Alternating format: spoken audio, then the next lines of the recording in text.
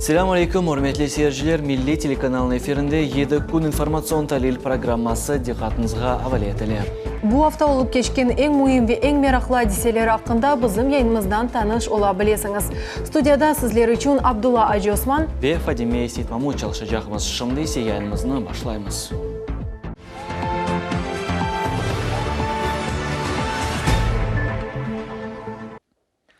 Bu hafta Rusya Federatsiya Prezidenti Vladimir Putin federal toplaşıp ogunda çıkışta bulundu.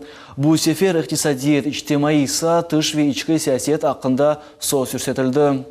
Şu cümleden kaydetildi ki Rusya siyasetinin manası insanların saklanuvundadır.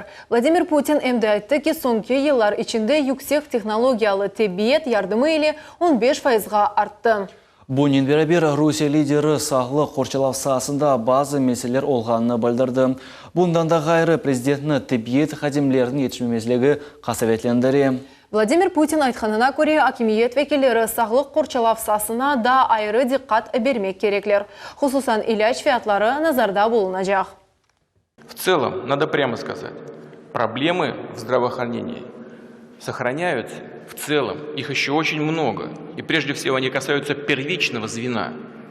Его развитию необходимо уделить приоритетное внимание. Граждане зачастую сталкиваются с очередями, с формальным, безразличным отношением к себе. Врачи перегружены, трудно попасть к нужному специалисту. В будущем году мы направим регионам 20 миллиардов рублей на программы благоустройства, в том числе в моногородах. И дело принципа, чтобы в принятии решений по использованию этих ресурсов участвовали сами жители.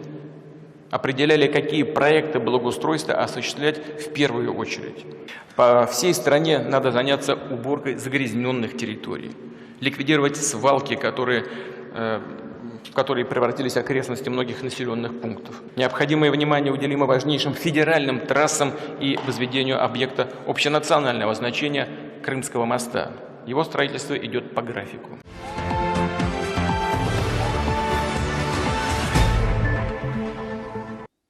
Rusya Federatsiya Devlet Dumasının mebusu Ruslan Balbek regional hafta çerçevesinde gражданларның көрüşürlerini geçirdi. Hem bu көрüşürler bazar ertesi çerşembe ve cuma günleri saat 10'dan saat 16'ga Cahmeci şehrinde Kirova sokağının 13. binasında yani Kırım Cumhuriyet Nazirler Şurası'nın 110. odasında geçirildi. Kiriş kağıtını almak için telefon 54 00 15. Анда квалификацион укугый ярдым ve Devlet Duma mebusунун adına müracaat yazmak mümkün. Bundan gayrı Devlet Duma mebusu Ruslan Balbek'nin yardımcısı vakansiyaları açık. İçtimai cihetten faal ve pervasız insanlar öz rezümelerini kabulhanige ya da ekranlarda gösterilgen elektron adreske yollamak mümkün.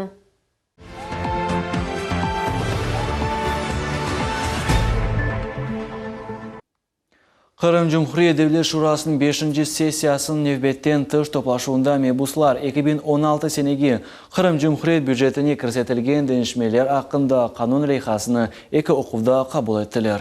Kırım parlamentinin spikeri Vladimir Konstantinov haber etkenine göre denişmeler kabul etilivi büdjet maliyesini gayrıdan paylaştırmak gerekliğine bağlı.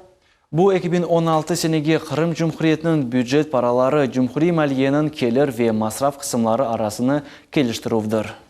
Kırım Maliye Naziri Irina Kivika'nın malumatlarına göre 2016 sene Cumhuri büdjetinde bu denişmeler boyunca gelirinin umumi kolemi 766,8 milyon rublege eksiltiluvini, umumi masraf kolemi 2 milyar 977 milyon rublege yetişmemezlik ise 2 milyar 211 milyon rublege eksiltiluvini nazarda tuta.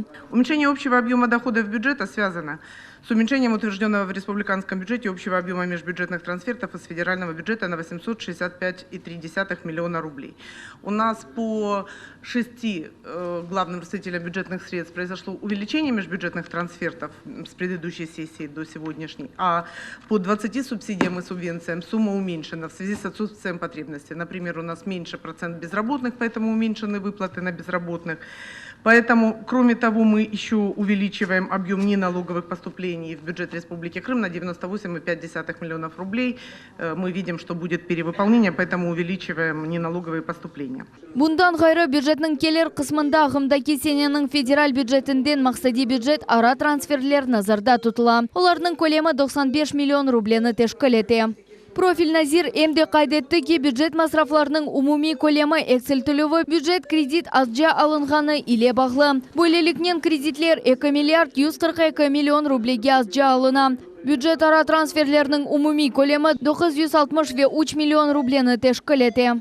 С учетом вносимых изменений основные показатели бюджета прогнозируются в следующих размерах. Общий объем доходов 103 миллиарда 522 миллиона и 5, общий объем расходов 122 миллиарда 734,2 миллиона и дефицит бюджета составит 19 миллиардов 211 миллионов.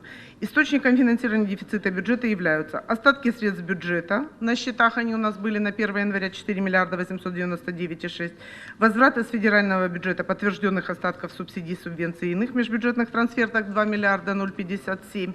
Ну и разница на бюджетный кредит 12 миллиардов 254. На сегодняшний день при исполнении бюджета мы не привлекали бюджетный кредит.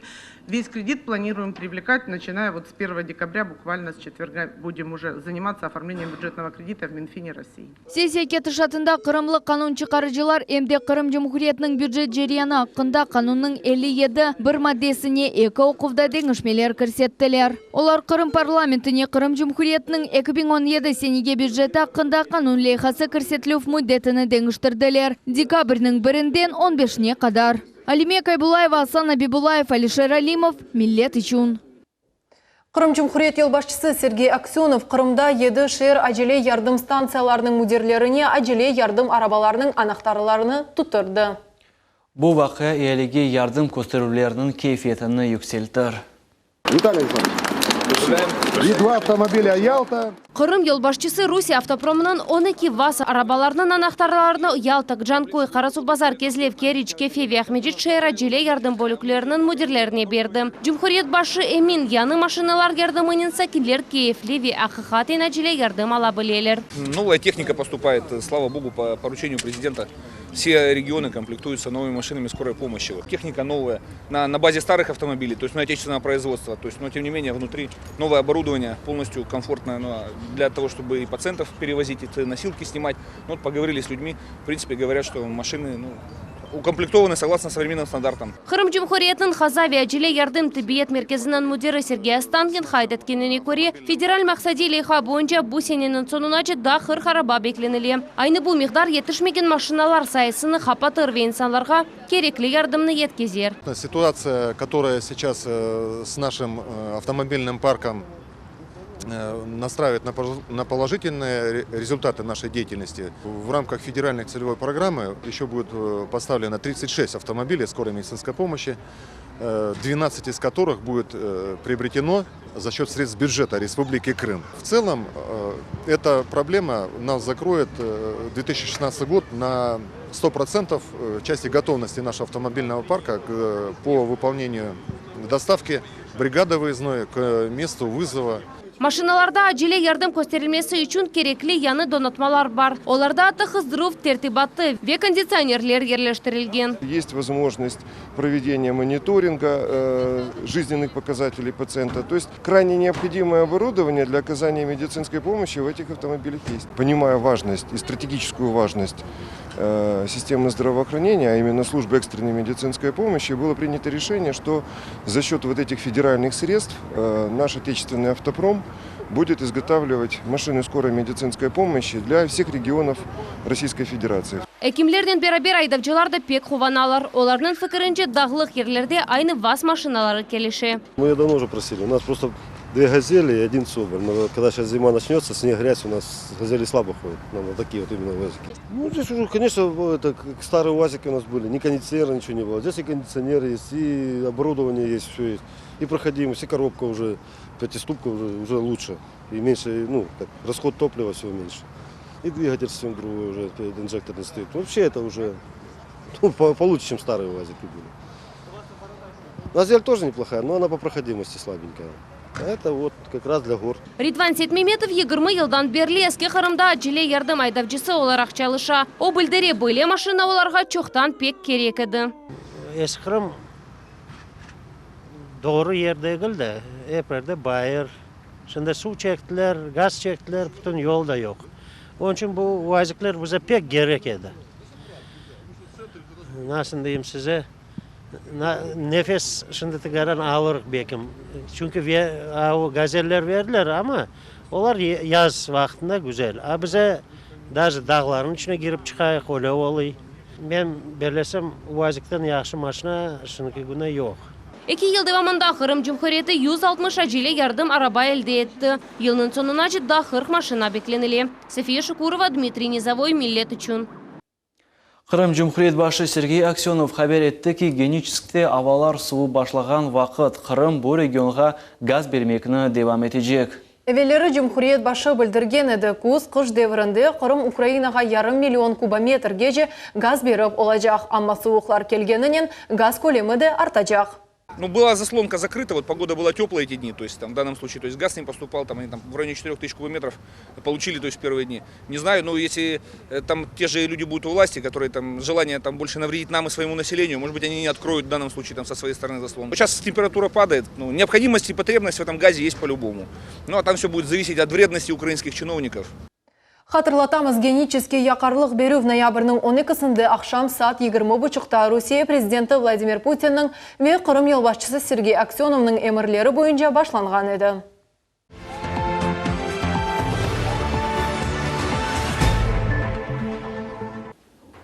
Шымдейсе үрметлі серіжлер мұсафыр иле сөбетлешмеге вақыт келді. Борчоқра қасабас мектебінде Ким Мудир вазифесini бежережек. Яқын вақытта Қырым жемат тешкілятының съезді кечірілмесі планлаштырыла. Бұл топлашуда насыл суаллер музыкеретілежек. Бұл ведигер суаллерге жауап бермесі үшін біз студиямызға Қырым Жумхурiyet Devlet Şurası рейсін muavinini, Қырым жемат тешкілятының рейсі Ремзи Ильясовны дәвет еттік. Селам алейкум, Ремзи бей, хош келдің студиямызға. Алейкум селам, сау болыңыз. Ремзи аға, бұл мектептің құрылмасыны ватандашларымыз дорт көз иле беклейділер, веня ет, енді құрыжылық қызмететсе бұл ел соңына же тапшырылacak. Бұл пытрақлы суал, бұл мектептің мұдирі кім olacak? Мен белесім, herkesге belli, бітті мұтлақта Қырым татар olacak. Ama ondan da garida da pıtraklı şey var. Нечіндір, анда biz tırışamız subodniklerini geçirmeye. Yaşagan işte insanlarımız kasabada niçindir kelip yardım etmiyorlar. Sprike alıp kolmaya, bir kurek alıp, bekim yardımlar gerek deyip. Böyle şeyge biz şaşamız. Mecbur olamız başkalarına rica etip de kelinizi yardım etiniz deyip. Buna bu da pıtraklı şey. Müdür aytkanda, endi o müdür tasdiqlandı, Kırım Tatarı. Çok işte praktik olarak çok bu işte çalıştı, muavin olarak mekteplerde. Onun adı Akimova Eleonora Şevketovna. Endi o çalışa, işte vardı, endi mektepte kuruluşunda her şeyini endi o öğreni ve eğer de görmek isteseniz barısını da görürsünüz. Hocalar, endi kadrlar asılda kabul olundu mu ya da kadrlar gerek? Yok, men belesem da tapu nege barmadı, o şunçuk ştatlarının bakaştı öğreni nasıl olacak çünkü mektep böyle bir sade mektep değil, onun için her şeyine bakacak ve ondan da gayrı попечительский совет degen böyle bir yanında kurmağa tırışamız ve anda endi ozun işte isteklerini bizler de ayttık, mutlakta Konstantinov olacak, men olacağım, başka deputatlar olacak. Ve onun etrafından da biz laf etken edik, hani belli insanlar, biznesmen olsun, siyasetçiler olsun, dinciler olsun, işte mutlaka bu mektebin yanında böyle bir şuranı tayinlemeye gerek. İşte o da müdürge olsun, aslında bütün kolektifke, mektepke tayanç olacak. Olan problemalarını çözmeye tırışacaklar. Kaysi problem olsa. Bu tarafını da öğrenemiz. Onun için bugün gece de belli değil. Nasıl işte hocalar kimne alacaklar da işte görünmeye gerek. Ben belesem yakın zaman açıklanır. Ve biz sizge teklif ettim, davet etiniz müdürünü. Bir interview alınız, ozunuz görürsünüz nasıl cevabını verecek. Kısmet etsem. Remzi Bey, endi keliniz Kırım Cemaat hareketine geçeyik. Belli olğanı ki bu dekabr 10 kununda Kırım Cemaat Teşkilatı'nın съезді olup geçecek adeti üzere. Ve böyle bir sual, nasıl tıraklı meseleler, nasıl sualler kötürülecek Мүмкін olsa сесендіңіз. Ve elbette kim davet... Birinci bu isabat, отчет деген. Bir yılda ne yapılgan. Ve işte anda benim çıkışım olacak. Başka işte delegatların da çıkışı olacak. Revizyon komisyonu reisi de çıkışı olacak. Ama bizge bir baha verecekler. Nasıl çalıştığımız. Bunu aytmağa isteyim. Birinciden biz cemaat teşkilatı, biz nasıl aytma, hükümet değilmiz. Evet. Bizge bazılar aytalar bunu neçimdir problemini çözmediler. Bizge kabayat taşlamaya tırışarlar. Biz cemaat teşkilat olarak bütün problemalarını kötüremiz. Bazı problemini kağıtқа koyup işte kararını alamız. Bazı problemini görüşkende kırmın işte başlıklarını anlatamız. Onun için bunda birinci devam etmeye gerek olsa biz diyalogunu kurup tırışamız bu problemalarını etap çözmeye. Bekim bir kereden olmay. Onun için ben sizin suvaline geçmeye isteyim. Nasıl pıtraklı suvaller bakılacaktır, nasıl suval olsa da pıtraklı bugün. Ama biz netice bakacağımız, neticesinin programı boyunca ne yapıldı, ne yapılmadı, nasıl kayda bir, nasıl aytayım, kedir etken bir insanlar mı, teşkilatlar mı var mı, bekim Kırım'da, bekim Kırım'dan dış, bekim federal strukturalarda işte onu öğrenip ve özümüzge bir karar almağa, mutlaka bu programmağa boysunup, işte maddi bütünlerini öğrenip işte devam etmeye işlerimizin.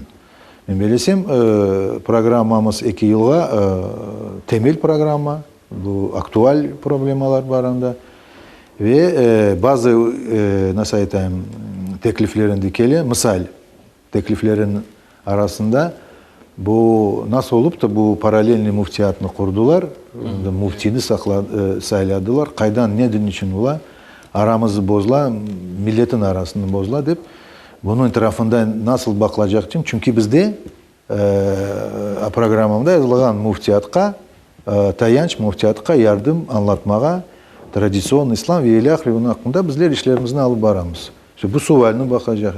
Daha da bir teklifler var. Geliniz başkaça bakayıq vaziyetke. Biz anlayımız gaz olsun, su olsun, evler kurmak, toplu yaşayan yerlerini bir nege yaxşı bilir, nege getirmek. O daima olabilir. O her şey bağlı maddi taraftan. İkinciden de bağlı milletine. Niçin? Çünkü millet çok aya. İnkişafı, balalar doğa, torunlar. Biz daima tutacağımız kozogumuzga nasıl ularını işte yerleştirmeye, ev almağa, ev kurmağa, başka bir şeyler o her vakit olacak. Ama esas millet alsak, halkımızın alsak, nasıl yapmağa da ne yapmak gerek işte halkımız o'zini için parçalanmasın. O'zini işte bu vatanda yaşaganı duysun. Tamır halk dep aytamız. İşte tamır halk olarak o'zini alıp barsın dep ve böyle teklif geldi. Geliniz işte bu gelecek yılını bekim böyle koyayız. Год национального воспитания и образования. Народного воспитания деген işte Rusça böyle. Ve bu yönelişte işte işlerimizin alıp barayıq. Çünkü bu mutlaka eğer de bir insanı terbiyalamağa, tertipke koymağa istesen, birinciden başlayırlar kaydan onu tamırı. Milleti korantası da bundan başlayırlar. Ve eğer de sen milli halkın işte terbiyesini almasan, sen devamen bu terbiyesiz insan olacaksın hepsi var. Ve onu ben tek aytmayayım, büyük işte belli hocalar da aytalar. Ben bilsem İsmail Gasprinski de onun doğrusunda bir iki fikirler ayttı. Ушинский onun doğrusunda da ayttı. Onun için böyle bir fikir var, teklif. Bekim onu kabul ederiz. Ve daha da bir bizde böyle bir problem var. Problem de işte isteğimiz var, teklif geldi. Bu halkara hukuk işte problemaların Международный день по защите правам человека были de paytayım olacak. İşte bu günde 10. dekabrde olacak. Nasıl bakacağımız bekim bir müracaatını kabul etmeye gerek olacak. Umumen nasıl problemalar? Çünkü prava человека siz ne aytsanız en demokrasi hükümette işte devletlerde olabilir öyle şey. Америка olsun, Германия olsun ola. Ama lakin biz cemaat teşkilatı olarak işte bir vesihani kabul etmege mutlaka gerekmiz. Men böyle bir ozumun da, nasıl aytayım, istegimi koşarım. Ve işte bu hazırlıklarını bakamız. Ama gelecek yılda da bir iki madde var bizde. Men bilesem milletke yaxşı fikir aytırlar milletimiz. Bu maddi bu teklif maddide bizde bir yazılgan bir fond açmağa. Fond degende işte dil, medeniyet, işte nasıl aytayım, fıkhari korantalar dep aytayım nasıl bekimeli doğru. İşte bunda nasıldır yardımlar etmek, kitaplarını çıkarmak, gazetalarını, jurnallarını bunu bir hareket etmeye istemiz ve ikinciden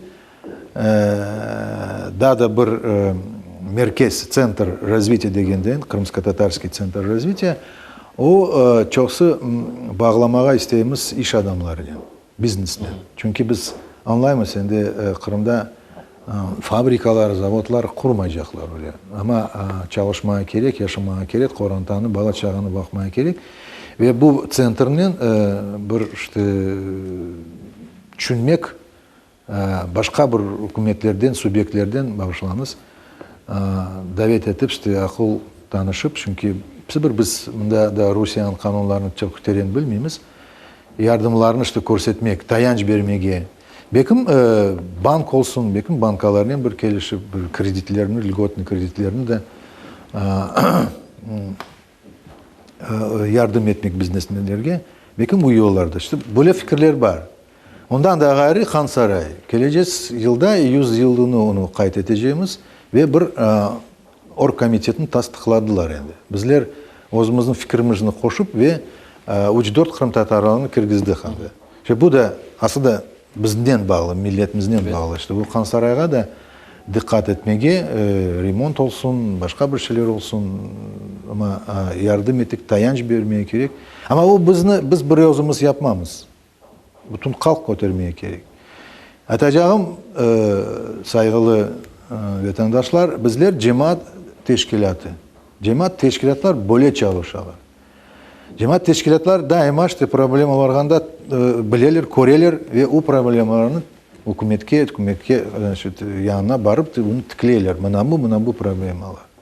Biz ayrı bir başka bir hükümetke oşağan teşkilat değiliz. Onun için hepiniz onu anlayınız. Ama koymağa, hareket etmeye, onların çizmek için biz elbette özümüzün olan kolumuzda işte güçlerimiz, istemimizi koşmağa elbette hazırız. Remzi Bey, bilemiz ki geçenleri Rusya Federasyası Prezidenti Vladimir Putin federal toplaşuda çıkışta bulundu ve elbette o Kırım Yarımadamız boyunca bazı böyle bir meselelerini göz önüne aldı. Ve böyle bir sual, aslında Kırım hakimiyeti gelecek yılga nasıl bir problemlerini birinciden amelge geçirmeye niyetleniyor? Kırım'da problem çok. Böyle deyip sizge aytmağa isteyim. O bir gün galiba bir Gossovjet'e teklif geldi. Geliniz işte bu Tavride degen yol var. Çünkü ziyade özünüz göresiz nasıl yollar. Onu tez kurmaya gerek. Ve bir hastahane Simaşkanı, prezidentski hastahane deyip ona da bakmaya gerek. Ve bizge tekliften çıktılar. Geliniz bu kanunlarga tekaran gelişmeyi bekim ama onu tezleştirmege bu kanunu alınız.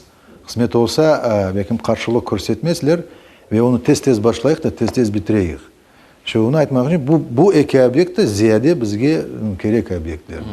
Çünkü biz özümüz onu kuramız. Ondan da gayrı mektepler olsun, hastahaneler olsun, yollar olsun. Esas yolları için çıkmayan gelecek senede bakam işte regionlarda olacak yolların işte temel yapmaya. O da nasıl aytayım sizge çok gerekli, çok beklenirli böyle bir problemalarını çözmek.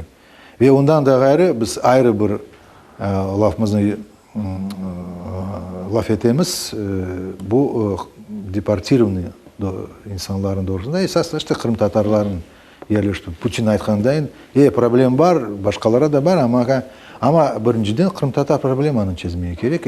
Hepsi anlayırlar onu. Bekim çok aytmasalar ama bu problemanı anlayırlar. Ve onun tarafında da çok bizde şimdi problem değil, hareketler etemiz. Olsun memorialni kompleks, olsun başka bir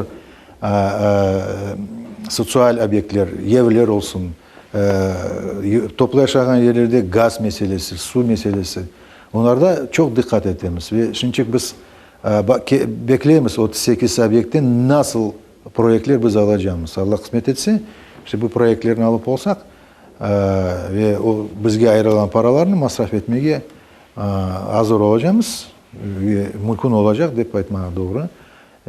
Hepimiz koruyoruz nasıl işte bu templerini nasıl.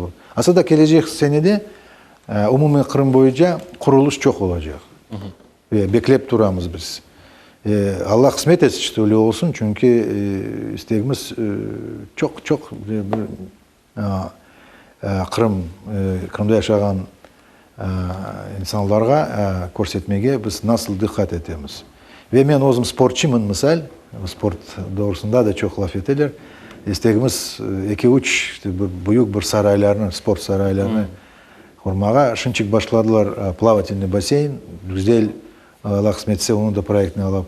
Ama ondan da gayrı işte böyle de saraylarını kurmağa tırışamız ve ondan da gayrı toplu yaşayan yerlerde spor platformalar, başka yerlere onu da hareket etmeye gerek. Hepimiz koşulmaya gerek. Demek planlar çok.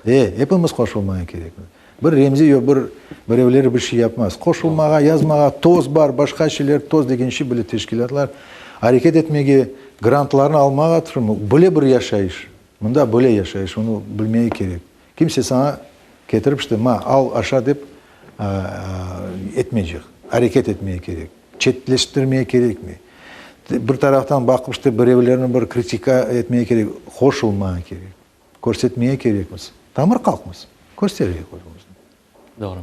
Remzi Bey, izatlarınız için çoktan çok teşekkürlerimizi bildiremiz. Allah Teala işlerinizde daima yardımcı olsun. Çok sağ olun. Sizge de sağ olun, sizge de başarılıklar.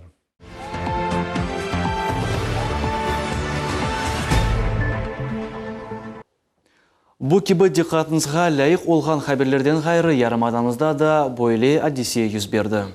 Bizim telekanalımızga Sak rayonun sakinlerinden, cemaat teşkilatlar azalarından, imamlardan, belediye hazimlerinden umumi müracaat mektubu geldi. Anda ular bir Ukrayn telekanallarda gösterilgen videorolik cemiyetini açıvlandırganı akta bildirirler. Bu rolikte cemiyet erbabı Kırım Tatar halkının menfaatlarını faal surette korçalagan Eskender Bilalov hakaretleni. Böyle videoların maksadı cemaat arasında urmet kazangan insanlarga, Kırım Tatar halkını birleştirmege istegen ve yaratу yönelişini doğurtgan insanlarga olgan işançını bozmaktır dep yazılan mektupte.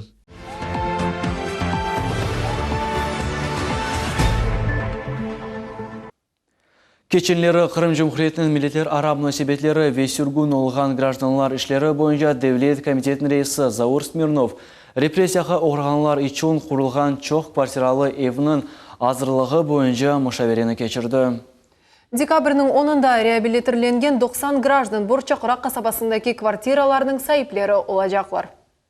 Мушавири девамында Devlet Milletler Komitetinin reisi Zaur Smirnovға yapılgan iş ve evinin hazırlığı boyunca esabat berildi.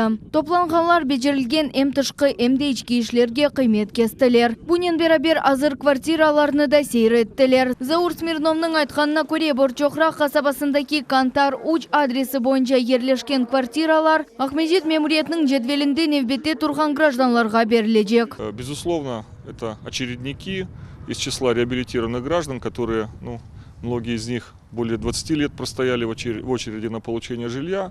Это те, кто состоял в очереди именно в Симферопольской администрации. И, конечно же, мы эту работу будем продолжать. У нас, согласно федеральной целевой программы, еще не один жилой дом. По Крыму еще сотни семей будут получать жилье до 2020 года. Поэтому, конечно, вот то, что сегодня мы здесь видим, это фактически общая командная работа многих ведомств Республики Крым, строительных организаций. И я думаю, что люди оценят эту помощь, которая им в виде этих квартир. Ну и в то же время, конечно же, это все делается в рамках реализации указа президента Владимира Владимировича Путина о реабилитации репрессированных народов. Все произведено в соответствии с проектом. Естественно, здесь люди, возможно, еще захотят какие-то коррективы вносить для себя, но для того, чтобы жить, Здесь полностью созданы все условия, квартиры отапливаются, подключены все сети. Кырым Жумхуриятның капитал қорыжылық қызметінің елбашчы муавины Ремзи Асанов өз невбетінде қайдетті ки, 180 квартиралы евнің сонки учкырышы, яни 90 квартира инсанларны қабул етмеге бұтынле азыр. Бұ ерде яшайыш үшін епсі кереклі шарайтлер ярыштырылған. На сегодняшний день строительная готовность на 100% готова. Заведены все инженерные сети. Люди при заселении будут с электроэнергией, водой, лифтами, отоплением. Все 90 квартир поставлены на кадастровый учет, поэтому к заселению дом готов. На сегодняшний день объект передается управляющей компании, которая принимает всю техническую составную дома. Это и водопровод, электроэнергия, лифты для эксплуатации последующим этого дома. Ярын есе құрыжы шirketi мында су ве газ кечірежек. Эмде лифтлерінің азырлығыны тешкережеклер. Дом готов. Сейчас, значит, в течение каких-то там 5-6 дней дом будет введен в эксплуатацию.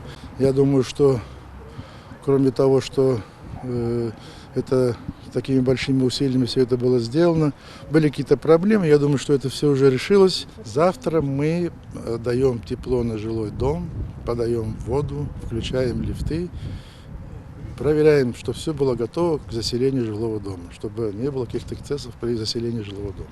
Квартира анахтарларының тантаналы берілуі декабрьнің 10-на планлаштырыла. Алимия Кайбулаева, Аким Бекиров, Миллет Ичун. Кескін суықлар түшкен сон респиратор вирус хасталықлар пейда олмасы мүмкін. Инсан насыл етіп ұзыны қорчалай веті давилей біле. Бұл ақта бізі мұғберіміз тариф еті. Күзнің сонки күнлері кечеяты, қыш яқынлаша. Суvuqlar ve авария ретінің keskin denişmeleri Kırım sakinlerinin sağlığına tesir etti ve bazı vakitleri suvuqlanıp hastalıklarının sebebi ola. Sonki 2 hafta devamında insanlar yaramdamızın hastahanelerine çokça müracaat edip başladılar. Когда вы почувствовали проблемы с простудными заболеваниями, температура, лучше, конечно, это или студент, или это рабочий человек. Лучше отлежаться, не быть источником инфекции для других, и легче поддается лечению такое, когда, в общем-то, в покое проводится это лечение. Потом к врачу обязательное обращение, это или участковый врач, или там на дом вызываете врача. Температуру сбивать обязательно при высокую. Противовирусную терапию уже назначает сам доктор. Сами самостоятельно не решайте этого. Обильное питье, ягоды, фрукты, витамин С. Это вы можете еще решить и температуру. Остальное все решает доктор. ORV bu keskin virus hastalıklarının büyük takımı. Bu hastalık öksürgende, aksırganda avadan keçi. Hastaga 2 metreden yakın kelgen adamlar da hastalanabilirler. Bugünkü günde Kırım'da ORV hastalığı epidemiya olarak tanılganı yok. Ну, несмотря на то, что уже во многих субъектах Российской Федерации регистрируется повышенный уровень заболеваемости острыми респираторными вирусными инфекциями, на сегодняшний день ситуация в Республике Крым по данным заболеваниям носит неэпидемический характер. Заболеваемость характерна для данного периода года. То есть пока ситуация на территории республики стабильная. Aşılama yani vaksinasiya keçirmek için en güzel vakit sentyabr ayıdır. Yani soğuklanıp mevsiminden evvel. Bu ilaç hastalıktan korçalar ya da hastalıkını yengil şekilde geçirmeye yardım eder. Tecrübe gösterir ki grip hastalığı yanvar ayının sonunda fevral ayının başına rast geliyor. Mütehassıslar aytkanlarına göre bu sene şehirde ciddi grip beklenilmey. Bugünkü günde Kırım ehalisinin 35% aşılanma aldılar. На сегодняшний день вакцинальная кампания в Крыму уже практически закончилась. В отличие от сезонов трехлетней давности, за последние три эпидемических сезона в Крыму проводилась массовая иммунизация против гриппа. В сезон 2014-2015 года было привито около 70 тысяч человек. В прошлом году было привито порядка 500 тысяч человек. Уже в предэпидемический период этого сезона привито порядка 670 человек по Республике Крым и 134 тысячи по городу Севастополю. Это составило 35% от совокупного населения полуострова. Ahmedcililer soğuklanıp hastalıklardan özlerinin nasıl korçalğanı hakkında biz şehir sakinlerinden sonra bildik. Надо себе хорошо беречь, тепло одеваться и холодную воду не пить. А вот чтобы не болеть, в первую очередь надо заниматься физкультурой, обливаться холодной водичкой. Главное, чтобы было тепло в спине. Спина, чтобы всегда была в тепле. первую очередь употреблять зелень, чеснок, лук свежий. И немножечко, как говорится, делать салатик с аджика. Аджика есть же такая? Вот она дает, как говорится, немножко согреваться организму. Живите счастливо, здоровы будьте и не болейте. Самое главное. Кушать лук, чеснок. Можно от этого. Ну и препараты противовирусные. Не промерзать. Одеваться по сезону. А если заболели, ну, наверное, первое, что идти к врачу. Экимлернин тевсиелерине кулак асыңыз. Яхшы кефесе әрбір хасалығынан огуну ала. Буну унутмаңыз. Мавиле Июб София Шукурова, Айдам Исмаилов, Миллет үчүн. Бу hafta Ахмезжитте yolcularını taşıgan nakliyenin inkişaf etuvu ve onlarının mükemmelleştirilüvü muzakere etildi. En esas sualler nakliyenin bağlı oldu. Tıkıntılıklar, duraklar ve nakliye katlaması idare etuvdur. Ишке кеч қалмамақ ве кереклі ерге вақтында еті бармақ үшін не вақыт чықмақ керек. Наклие тықынтылары ве маршруткаларының yoqsızlığı бүгін ең актуаль меселелерден бірі oldu. Бұл мевзу мемуриет башы Геннадий Бахарев ile кечірілген топлашуда музакире етілді. Ахмеджит мемуриетінің наклие ве бақ идаресінің рейсі Андрей Шабалин өз чықышында шер наклиесінің қатнавында деңішмелер көрсету программасы тешкіл олына жағыны қайдетті. Оның білдіргеніне көре бұл программа наклие меселесіні чезмеге ярдым бережек. В результате реализации мероприятий программы ожидается повышение эффективности управления транспортными и пешеходными потоками, увеличение пропускной способности уличной дорожной сети, предотвращение автомобильных заторов, уменьшение задержек в дорожном движении. Следующее – это выполнение оптимизации маршрутной сети городского автомобильного электрического транспорта. Использование разработанных принципов на основе результатов математического моделирования с учетом необходимого количества единиц подвижного состава по каждому маршруту новой сети позволит организацию и проведение конкурсов на право осуществления пассажирских перевозок. Внедрение интеллектуальных транспортных систем позволит снизить задержки транспортного потока на 15-20%. Keçenlere 69 şehir avtobuslarından 48'ini kaldırdılar. Lakin buna bakmadan araba tıkıntıları meselesi hal etilmedi. Bunun beraber marşrut taksiler yetişmey. Yolcular çok vakit devamında nakliye beklemeye mecburlar. Геннадий Бахарев bildirgenine göre bu mesele yangi programma ile çözülür. Некоторые жалуются на отсутствие, некоторые жалуются на большое присутствие. Мы сейчас вот рассматривали вопрос оптимизации, он так звучит, может непонятно, но он связан именно с интеллектуальной системой транспорта. Вот только внедрив ее, мы сможем отрегулировать все. Это я уже сам убедился, потому что все наши полумеры, они, все уже исчерпались, больше их нет. Ахмеджит sakinleri cemaat nakliyesini açık koktubunda bekleler. Şehirde mahsus donatılgan duraklar yok. Memuriyette bu meseleni ağımdaki senenin sonuna kadar çözmeye vade eteler. Значит, по остановкам, я знаю, что это у нас затянувшийся вопрос, но мы его так досконально проверяем и согласовываем, потому что хотим сделать все однотипно, как поручил глава республики. К сожалению, уволен главный архитектор, вы знаете, он этим вопросом занимался. Вот как занимался, вы тоже видите итоги. Сейчас, пока главного архитектора нет, я это взял на себя функцию. Я думаю, что до конца года мы все-таки выработаем единый архетип остановок без всякого рода торговли. Там, где нужно будет, мы применим, конечно, чтобы люди могли содержать социальные остановки, потому что мы будем разыгрывать пакетным. То есть, например, одна, на которую можно зарабатывать, 10-15, которые просто нужно будет содержать. Вот это до конца года мы сделаем. Teleseyircilerimizдің müracaatı ile Millet Telekanalımızның takımı bu meselenen şahsen tanış oldu. Gerçekten de şehirde araba tıkıntısı gibi meselesi keskin tura. Aydavcılar buna şikayet eteler. Нужно отрегулировать окружную дорогу и не пускать транзитные автомобили через город. Да ничего не сделаешь, машин много. Каждый день, плачевная ситуация. Даже выходные дни пробки. Машины убрать припаркованные. Работа эвакуаторов наладить. Duraklarda mesele başka, bazı insanlar nakliyeni sabır etip bekleyler, bazıları ise şikayet eteler. Eskişehir rayonunda Krasnoarmeyskaya sokağında 2 marşrut katnaydı. Şimdi ise tek 8. marşrut katnay. Yerli sakinlerge bu al onaytsızlık yarata. Только 8 а другую вообще редко видим. Бывает 15 минут, бывает 20, бывает 10, когда как. Нет, хотелось бы чаще. Маршрутки, автобусы, все останавливается, прекрасные водители. Нас все устраивает. Кольцевая была очень хорошо, да. Было можно свободно поехать и на автостанцию, и все. А сейчас, конечно, очень плохо, что не ходит.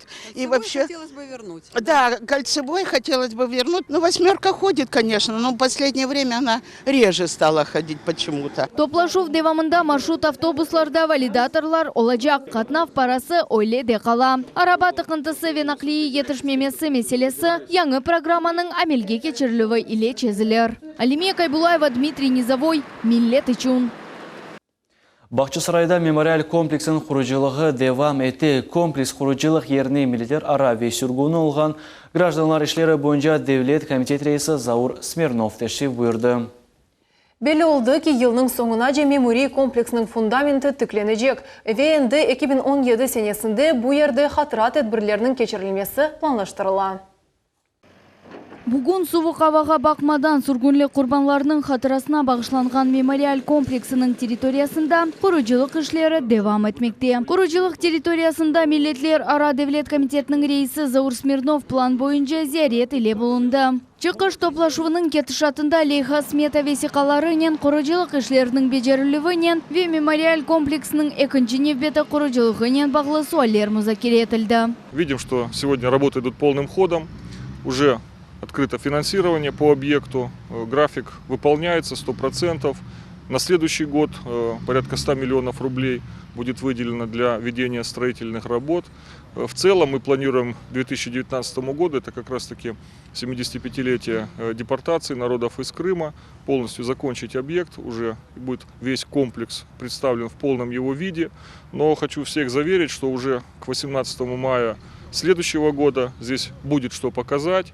Мы определили сегодня те часть работ, которые будут к этому времени завершены. Поэтому, конечно же, здесь именно пройдут массовые мероприятия, посвященные памяти жертв депортации, посвященные возрождению реабилитированных народов. Бақчысарай район мемориетінің башы Рифат Дердаров өз невбетінде қайдетті ки, сүргінлікке оғыраған эпсі милетлер мемориал комплексінің ашылығына беклейлер. Әмде олейха белгіленген мүддетте теслим етілежегіне ишана. Но сегодня мы все видим, что работы идут полным ходом, есть дорожная карта, есть конкретно выделенные суммы. И наш визит сюда сегодня означает тем, что мы приехали посмотреть, что нам не безразличен этот комплекс, что мы будем прикладывать все свои усилия и насколько мы можем будем помогать. Потому что не только крымско-татарский народ ждет этого комплекса, потому что мы его заявили во всеуслышание, его ждут все жители Крыма, все депортированные народы, которые были, потому что он будет приурочен именно к депортированным народам Республики Крым. Топлашув кетішатында Лейханың ребері Марсель Камалов келгенлерге мемориал комплексінің макетіні көстерді. Әмде 2017 сене майыс айының башында меморий бина ве музей бинасының зейнетіне кечілежек, sonra сюрен адлы арифлер композициясы азыр олажақ. Құрыжылық ішлері график бойынша октябрь айында башланды. Бүгін құрыжылар темел үшін бетон қоялар. Бұл сененің соңына же мемориет бинаның диварларыны көтермеге планлаштыралар. Первый бетон, значит, на объекте будет завтра. Вот. Дальше мы идем в сторону здания администрации. Эти два здания расположены в непосредственной близости друг к другу. Тоже оно уже, в принципе, там по этому зданию, по котловану, по фундаментам, все, значит, готово. Тоже к заливке, тоже, значит, завтра мы приступаем уже непосредственно к бетонным работам. Рабочий день, значит, тут с 8 до 6 часов, так как в 6 часов уже темнеет, то есть видимость пока не позволяет. Значит, работает техника, экскаваторы, самосвалы, погрузчик тут тоже на месте работает при необходимости. Значит, 10 человек у нас работает сейчас на месте. Бутунле құрыжылық ішлер екунленмесі 2019 сенеге планлаштырыла. Келечек мемориал комплексы Жами музей келсе, ве меморий корпустан ибарет олacak. Бүгін құрыжылық ішлері алып барылмасы үшін изін берілді. Малие кереклі вақытта айрыла. Хатырлатамыз, бұл сене майыс 18 күні Сюлен станциясында мемориал комплексінің бірінші небет açылған еді. Анда юг вагонның копиясы ерлештірілген еді. Бойле вагонларда Қырым халқлары сұргун етілген еділер. Енді келечек сененің майыс 18 күнінде бұл территорияда бұйықтен бұйық хатыра мерасимлер кечірілігі планлаштырыла. Алимия Кайбулаева, Рамазан Аливапов, Миллет үшін. Умырының 88 елында белі Қырым татар yazıcısı шайыр ве yazıcı Риза Фазыл вефат етті. Бұл hafta шайырнен оның достлары сой сопы ве семедешлері ведалаштылар. اهدنا صراط المستقيم صراط الذين أنعمت عليهم غير المغضوب عليهم ولا الضالين آمين يا رب. Риза Фазыл 1929 сененің майыс 30 күні Қарасу Базар районын барын көйінде дүнияға келді. 1944 сене Қырымдан сүргін етілген Қырым татарлар иле Ризаға Кострома вилайетін Макревский районына тұшты. 1965-1980 сенелері Ташкентте Қырым татар тілінде нешір етілген Ленин байрағы газетасында тержиман бөлік мүдірі вазифесінде чалыша. 1980-1994 сенелері исе Йылдыз мечмуасының нешиятында Назмиет бөлік мүдірі ве месур катип оларақ чалыша. 1975 сене Риза Фазыл Қырым татар yazıcылары бірлігінің рейсі олды. Большая утрата для моего народа. Халқым үшін бұю ғайып. Мен оның қоранта азаларына сағлық сәлеметлік тілейм. Халқымыздың жүрегінде шайырымыздың айдың қатарасы әбеди яшачақ. Риза Фазыл бірінші оларақ Қырым татар тілінің вазиеті мүшкіл олғанны қайғыры башлады. О ана тілі оғрында күреш акциясыны тешкіл етті. Риза Фазыл тіл ве әдебият мевзусына дайыр ичбір тедбірні қачырмайды. Бұл инсан қайда оны көрселер, анда тіл doğrusunda aydı. Şayışta o çok kişiler yaptı. Gerçekten de kaygırı aydı milletin. Ama keliniz misal men teklif ettim milletimizge, halkımızga.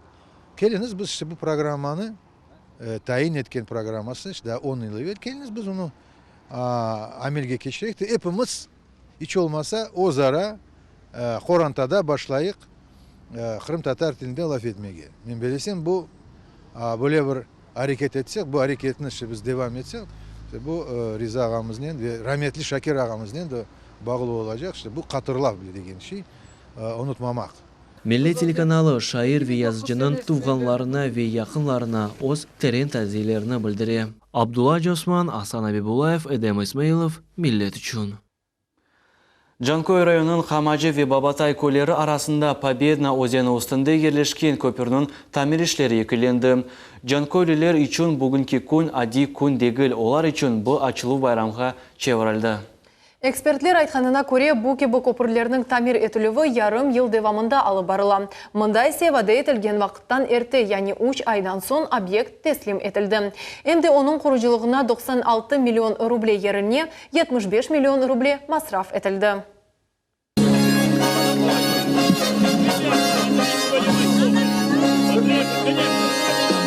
Лента kesildi. Endi köpürden korkmazdan keçmek mümkün. Bu vakаны Камачы көй шурасының 5000'den ziyade sakini 1,5 yıldan beri bekleyedi. Onların çoğusu aytalar ki köpür tüklenilmesi köylüler için bayramdır. Спасибо мостостроителям огромнейшее и вам, телеканалу Millet, огромное спасибо, так как вы никогда нас не оставляли. Köy sakinleri köpür kuruculuğunda yardım etken her bir insanға teşekkürler bildirirler. Очень все довольны. Мост прекрасный. Мы даже не ожидали, что будет такой хороший мост. Все едут, просто молятся, так сказать, на этот мост. Руководство города Жанкоя, жители нашего села очень активно участвовали. Ваша передача, телевидение, Millet участвовал. 6 раз приезжали к нам, знали наши проблемы, помогали. Sakinler aytqanına көре köpür eksploatasiyaga kirsetilgen son komşu köylерге de barıp yetmek bayağı yengilleşti. Çünkü bir yıldan ziyade olar aylanıp 8 kilometr keçmege mecbur ediler. Hatta avtobuslar bu yolnen yürümege istemeydi. Мы рады, скажем так, что наконец-то это событие свершилось. Слава Богу, благодаря, скажем так, работникам, строителям оперативно сработали, молодцы, ускорили производство, ускорили строительство этого моста. Ну, то есть мы счастливы, на самом деле. Мы благодарим всех строителей, всех участников, всех наших активистов, которые добивались этого строительства. Поэтому очень-очень хорошо и радостно на душе в этот день. Тантаналы тедбирде Кырым Жумхурiyet Devlet Şurası reisinin birinci muavini Natalya Malenko iştirak etti. Onun sözlerine göre Kopur kuruculuğu Jumhuriyet yolbaşçısı Sergey Aksionov'un nezaretinde bulunğanı mühimdir. В Джанкойском районе 113 сел. И есть еще 13 мостов такого же уровня, которые надо строить. И вот очень важно, что сегодня именно есть движение вперед. И люди сегодня видят перспективу, как это будет.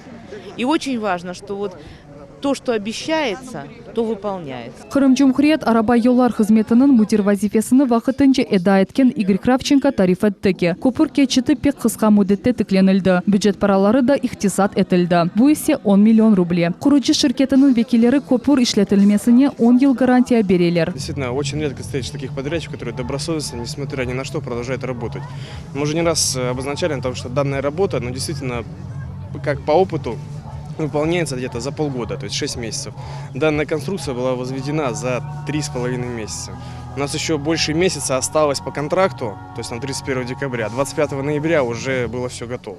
То есть у нас уже там Росавтодор приезжал, уже здесь испытывал, проводил испытания по качеству. Да, тоже были очень приятно удивлены. Tedbirde parlament Kırım'ın Araba Yollar Hizmeti'nin rayon ve şehir memuriyetlerinin vekilleri hem de yerli sakinler iştirak ettiler. Hatırlatamız eski köpür bozuluvundan ve yanısı teklenülüvundan Tatarstan Cumhuriyeti'nin köpürleri adlı aksioner cemiyet uğraştı. İşler 3 smenada alıp barılğanı sebebinden obyekt müddetten evvel tapşırıldı. Jankoy rayon memuriyetinin adından kurucu şirket vekillerine fahri yarılıklar verildi.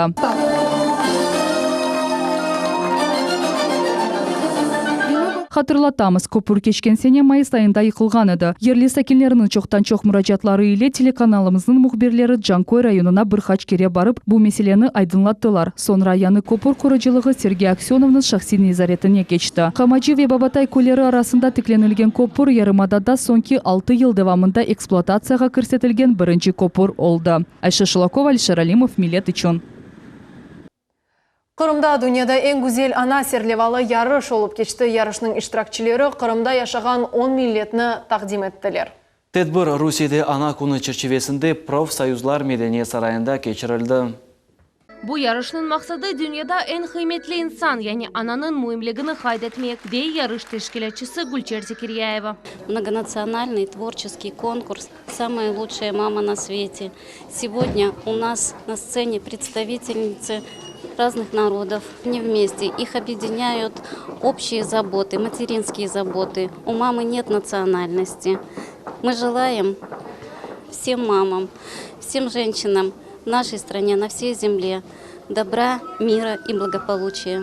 Yarışның birinci basamağında Kırım'ın 10 milletvekilleri, yani Rus, Kırım Tatar, Ukrayna, Azerbaycan, Akrus, Kazan Tatar, Eston, Nemse ve Moldovan kadınları herkesini öz ana tilinde selamladılar. Anacığım, gözlerini, ellerini öperim seni.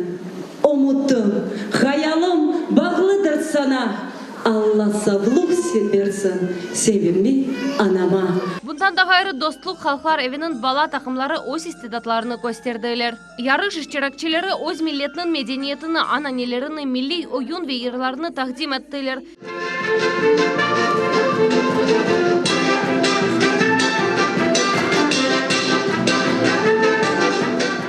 Her bir ana öz kabiliyetlerini ve onun evladı ne kadar istidatlı olganını nümayiş etmeye tırıştı. Zerem Osmanova Sağ şehrinden kelip bugün Kırım Tatar analarını takdim etti. Men bugün mında Kırım Tatar analarını isteyim көрсетмеге. Çünkü bizim Kırım Tatar anaları en nazik, en kuch, en dülber analar. Kızımdan Mavile Hanım'dan bugün bir oyun, güzel oyun oynayacağız. Ana ve bala oyunu.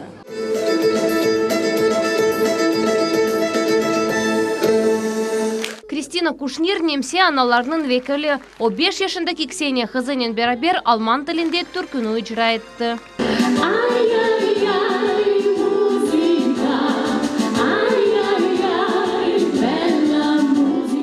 Bu ярышта эршей башка жекечті. Бу сефер аналарға балалар қол туттылар. Иштиракчы аналарның чықышларына айны олар химет кестелер. Сегодня моя мама участвует в конкурсе, и я ее поддерживаю. Я ее очень люблю, потому что это самый родной и близкий для меня человек. Она с детства и по сей день меня поддерживает, помогает мне во всем. На концертах она всегда рядышком, а сегодня поддерживаю я ее и желаю ей успехов, удачи и, конечно же, победы. Менің анам ең яқшы ойыншын Опек мерметлі, Дульбер. Мен он опек себе. Моя мама самая лучшая, потому что она нас растит, за нами ухаживает. И она самая-самая лучшая на свете. Она любимая. Моя мама самая лучшая, потому что это как солнце в нашей душе.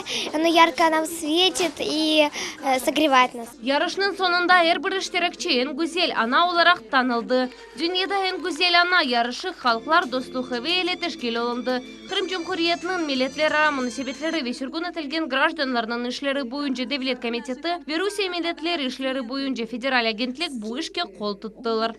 София Шукурова, Ибраим Ганиев, Миллет үшін. Кешенлері Қырым Мундислік педагогика университетінде Қырым топрағының қараманлары серлевалы китабының тақдимнамесі олып кешті. Біздің телевизион тақымызды бұл тарихи вақаның шаты олды.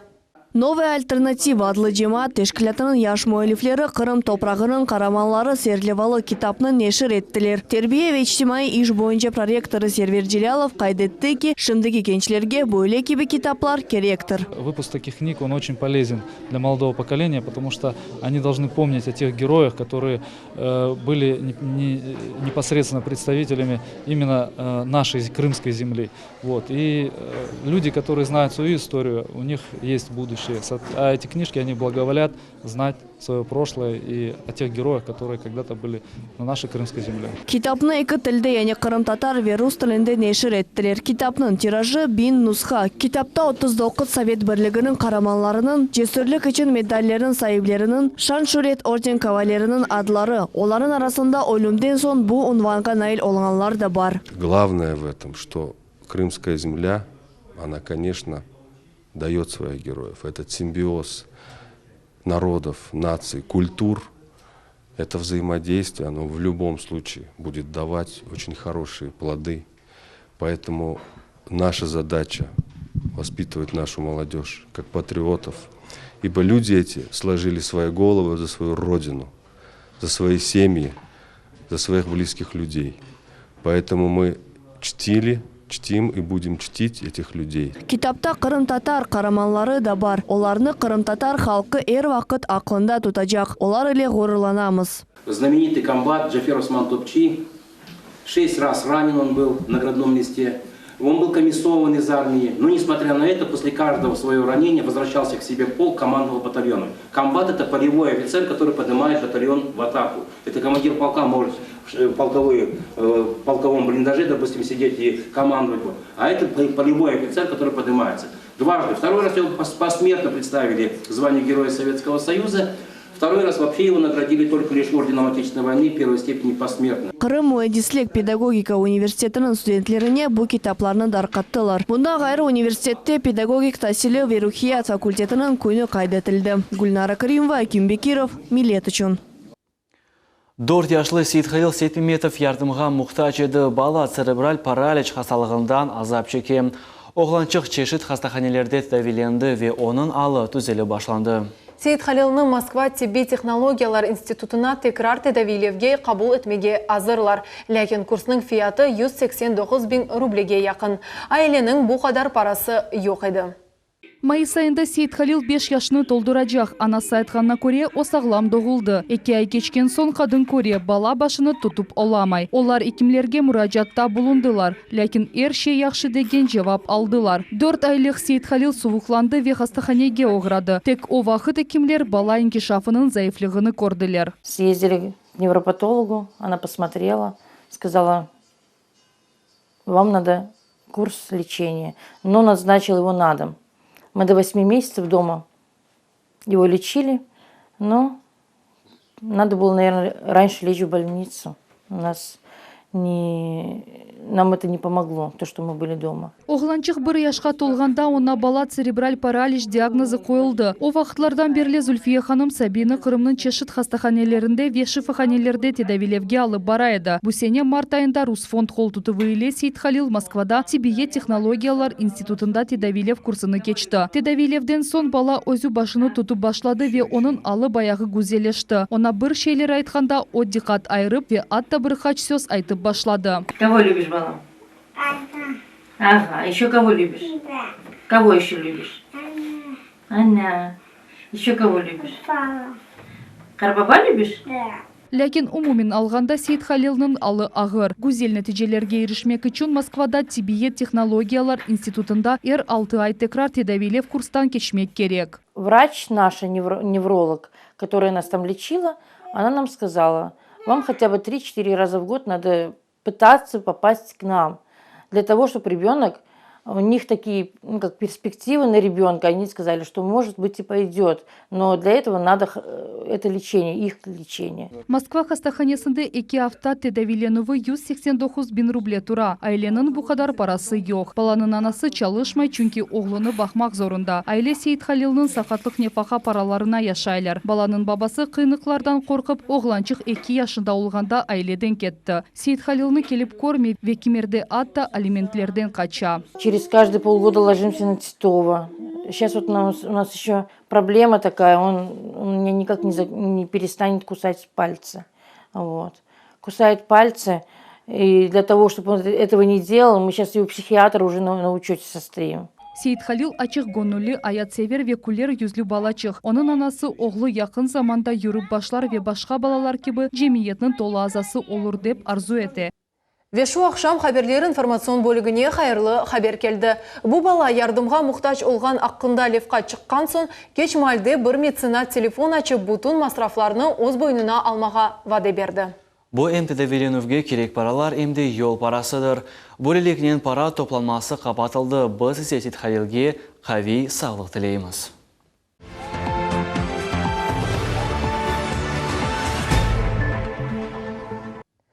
Bu hafta Qırım Tatar Medeni Tarixi Asabалық muzeyinde tasviri ve yaş icatkarlar ameli süslü sanat ustalarının sergisinin neticeleri boyunca tögerek masa ötkerildi.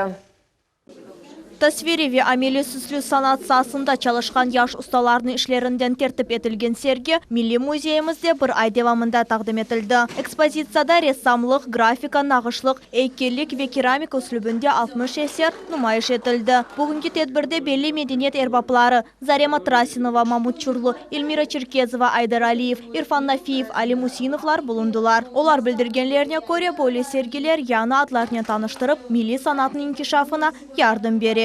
Я рада, что происходит это, несмотря там на всевозможные перипетии человеческие, жизненные. Но то, что все-таки огонь наш там внутри у этих молодых людей есть, это здорово. Sergide takdim etilgen işlerde Kırım tabiatının dülberliginden gayrı anonivi mimarcılık nümunelerini görmek mümkün. Bu eski Kırım Tatar kerametli evleri, minareli camilerdir. Ediye Mustafayeva sergide 5 ışını numayiş etti. Bu sergide benim işlerim takdim edildi. Kırımlı, son Alupka'daki cami, Marama, misafirlikte ve ev bikesi. Milletimiz yüksek ruhlu ve özgün olmalı. Ötkerilgen sergi, geleceğimiz aydın olacağına eminlik bağışlay. Sanatçınaz Elmira Çerkezova yaş ressamlarının işlerine kıymet keserek böyle sergilerini çokça büyük zallarda teşkil etmek gerekliğini bildirdi. Bizim millette bu tasviri sanatha bizim pek zengin milli sanatımız var. Bu işte tradisyonel виды degende.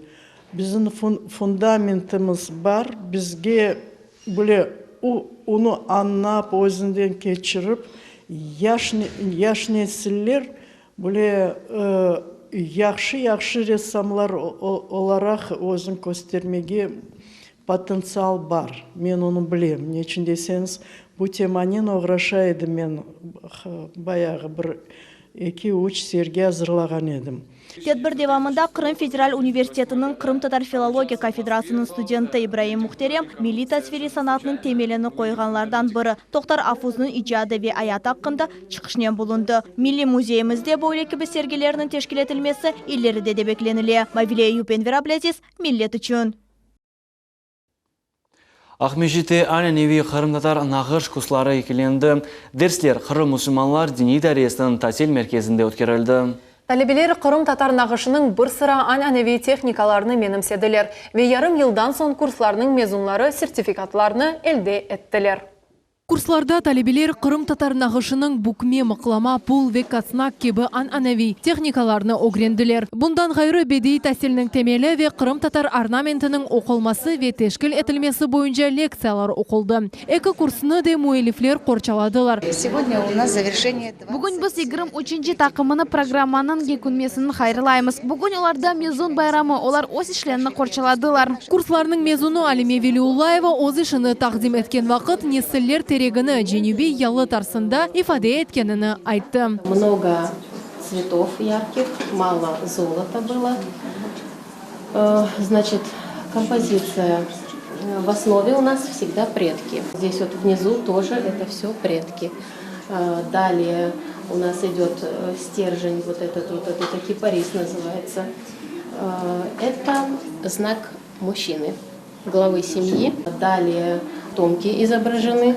Вот этот тюльпанчик, это мужской символ, то есть мальчики. Леньяра Аблязова Қырым-татар нағышынен оқырашқан вақыт оз еждатлары еле баг дұйғаныны қайдете. Чүнки оның бабасының қартанасы де нағышчы еді. Очень захватывающий такой процесс.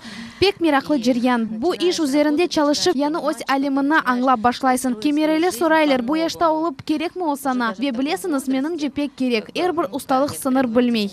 Эвеллері Лиля Смаилова эл ишінен оғраша еді. Ама илк эвеля о Қырым-татар нағышынен оғрашмаға істейді. Чүнки оның топламында қайнанасының нағыш ішлері бар. Еждатларымыз шу өрнеклер вастасынен не тариф еткендеріні тек шымды аңлап башлады, дей. Оның үшін бу янелиш мені пек мирақландырды. Ве мен мында келдім. Көргенім мені пек қувандырды. Умид етем ки менде бойлы нағышламаға огренерім ве келечек несілерге мирас қалдырырым.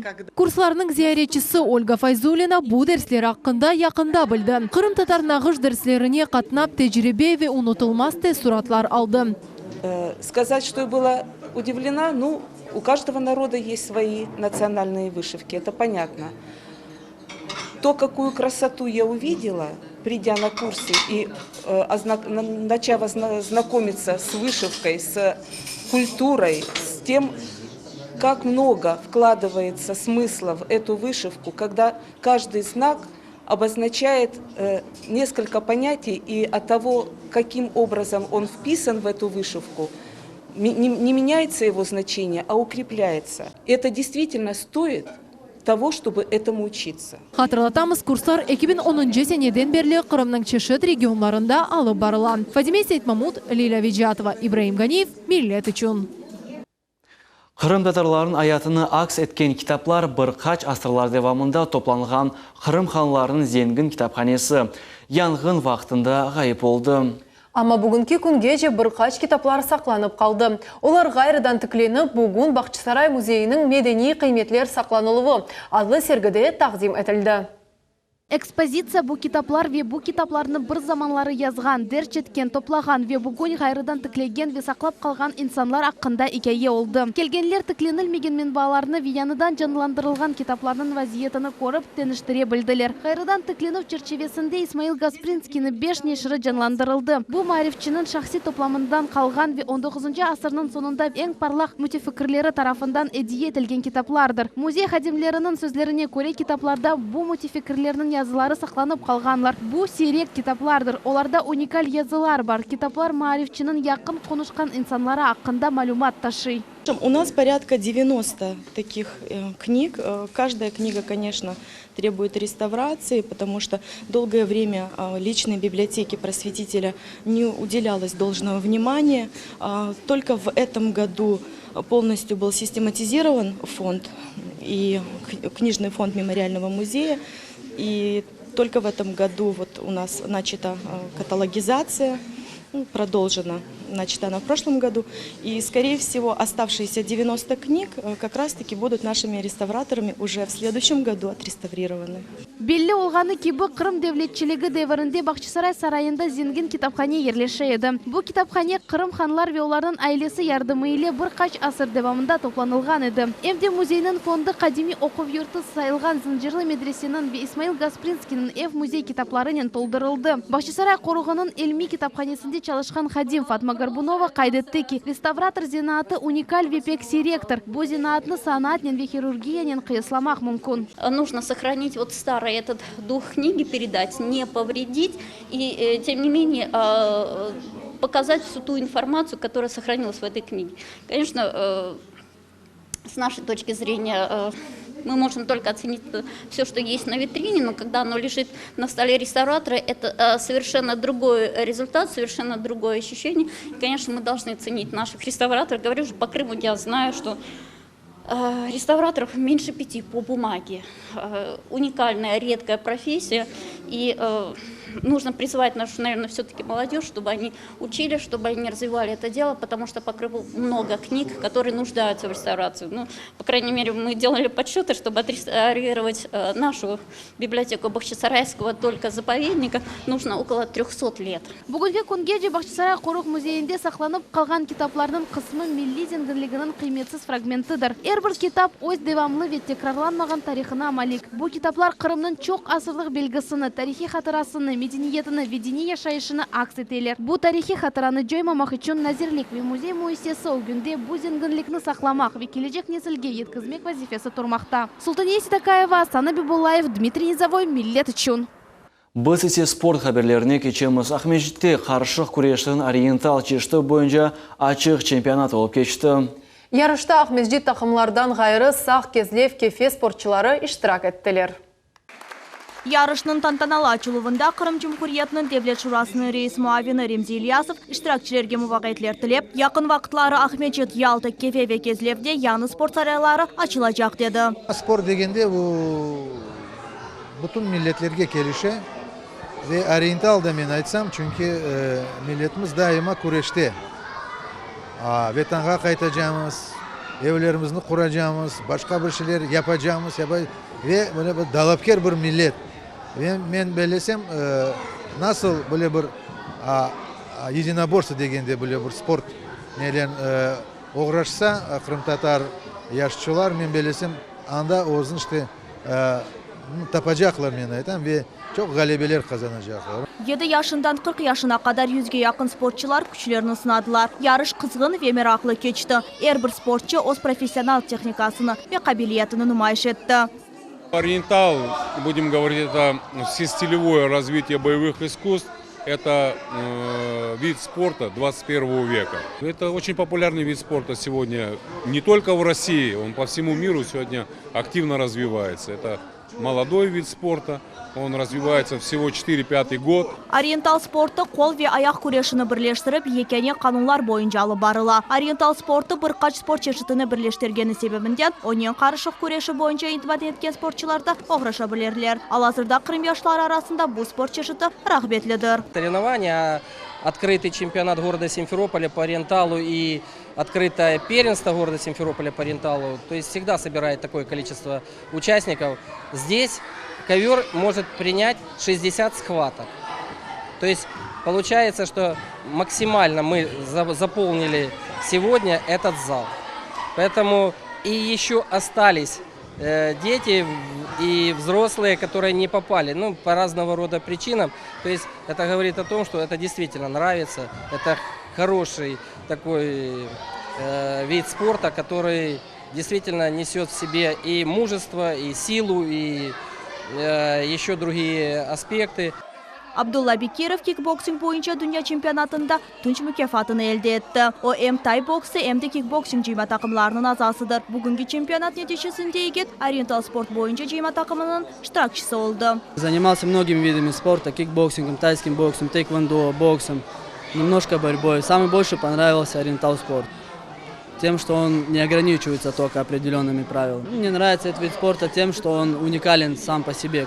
То есть ты можешь работать в партере, в стойке, Вот, этим мне он нравится. Ярышта тек егетлерде келді, қызлар да штырак еттілер. 12 яшындагы Дарина Филатова ilk заферіні бұл ярышта қазанды. Қыз айтқанына көре ғалебе қазанмақ үшін çok çalışmak керек. Я только полгода учусь, с весны начала. Именно этот спорт, потому что мне нравится бить и ногами, и руками. Я не знаю, если бы на бокс, то я бы тоже и ноги бы использовала. Это было бы страшно слишком. Yarışның sonunda 10 sportçı Qırımның жима тақымының тәркибіне кірділер. Олар келешек сененің башында Умрусия ярышында ярамадамызны тақдим етежеклер. Мавилеев Руслан Хохлов, Миллет үшін. Bu hafta Alupkada Amitхан Султан adını taşıған muzeyde Санкт-Петербург Бедия Академиясы ресамларын сергісі açıldı. Bu kolleksiyaның müellifi Рустем Эминовдар сергінің тантаналы açılывында bizim televizyon taqımımız bulundu. Рустам Эминов Qırım татар mevzuatına ait olğan resimlerini 1998 senesinden başlap toplap gelmekte. Bir resim çeşit renklerini birleştirip özgün ve terin sanat alemine daldırdı. Чего началась вообще коллекция моя? Это 1998 год. Вот эта работа была моя первая работа. Это работа Игоря Владимировича Петрова. И вот с этого началась моя коллекция. И вот здесь 3 работы. Привил вот любовь к живописи. Я его считаю своим как бы учителем. Sergi 18 belli ressamlarının eserlerinden tertip etildi. Bir ressamның umumi çizgisi bu Qırım tatar halkını temsil etken gügüm ve cezvedir. Bugünkü sergimiz, bugünkü tedbirimiz bu serginin açılışına bağışlana. Elbette çoxsu mevzularını siz ko'rgandirsiniz endi.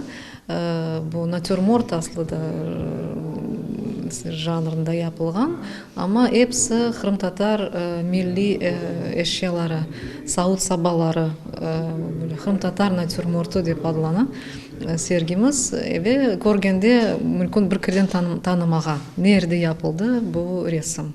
Onun için biz pek isteyimiz bu resimler faydasıyla bizim medeniyetimizi daha yakınca, daha güzel tanımağa. Bir resim özgünlüğü ve milli menliğiyle ayrılıp duradı. Sergi musafirleri, gelgenler sergini teşkil etken insanlarga teşekkürler bildirdiler. Музей Амитхана Султана вот с этими выставками, с такими подвижниками, как Рустем Ага, Тафиде Ханум, действительно это подвижничество, уважаемый Рустем, то, что вот вы выставляете эти прекрасные картины, которые дают представление для молодежи особенно о крымско-татарском народе, о том, что мы здесь, в Крыму, можем быть только в дружбе, как написано, что на нашем гербе процветание в единстве. Поэтому огромная вам благодарность. Amitхан Sultan Muzeyinde çok araştırma işleri alıp barıla. Qırım Federal Üniversitetinin studenti İbrahim Muhterem tasviri sanatından oğraşkan ressamlarının hayatı ve icadından meraklanıp başladı. Bugünkü sergide İbrahim kelgenlerini Tohtar Afuz'un icadından tanış etti. Yigit zemanevi ve geçken asırlar devamında faaliyet göstergen ressamlarının icadı arasında paralel geçirdi. Men bugün Alupkalı Qırım tatar ressam hakkında Tohtar Afuz hakkında sözünü yürüttim ve zemanevi ressamlarını onun kıyaslasak bir üsluplarını görmek mümkün. Mesela cezvelerini, natürmortlarını. Musafirler kaydetkenlerine göre bu resimlerini seyretken insan Qırım tatar medeniyetinden yakınca tanış olabilir. Benim için çok iyi bir moral veriyor. Çok sergini bakanda, sergini görgende görüyorsun çok renkler, meyveler, armutlar, bütün gugumler, cezveler, bütün Kırım Tatar'ın içi bu sergine görüyorsun. Sergi bir ay devamında takdim edilecek. İstegenlerinin yapısı Amithan Sultan'ın muzeyine teşrif buyurup milli üslupta yapılgan natürmort resimleriyle tanış olabilirler. Mavile Yubumer Mustafaev, Millet üçün. Bu hafta yüz bergen en aktual mevzular edi ve şu noktada yayınımız sonuna kele. Biz sizlerinin bir haftaga kadar sağlıklaşamız kanalımızdan ayrılmanız, daima biz ile olunuz. Efirde görüşmek üzere. Sağlıkla kalınız.